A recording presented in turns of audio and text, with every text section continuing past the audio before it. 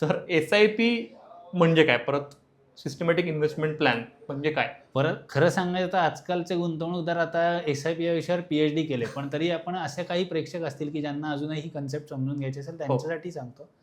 So SIPचा फुल form आहे systematic investment plan. हो.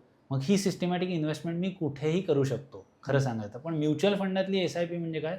तर ती म्युच्युअल फंडामध्ये सिस्टमॅटिकली इन्व्हेस्टमेंट करणे.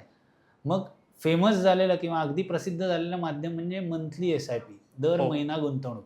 म्हणजे मग त्याला बँक रिकरिंग डिपॉझिटला जसं पॅरलल आहे किंवा आपण म्हणजे दर महिना एखादा सोनाराकडे भिशी करतो ठराविक दिवशी किंवा बँकेत रिकरिंग डिपॉझिट करतो, तसंच म्युच्युअल फंडात ठराविक दिवशी SIP करता येते.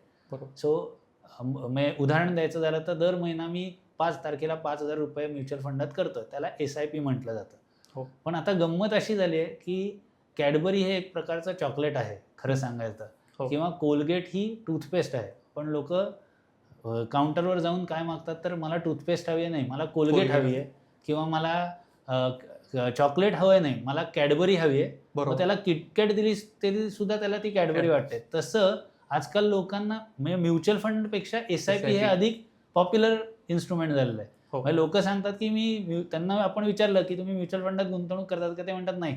मग तुम्ही काय करता? नाही, माझी SIP चालू आहे. सो SIP हा म्युच्युअल फंडामध्ये गुंतवणूक करण्याचा प्रकार आहे, कॅश फ्लो मेकॅनिझम आहे.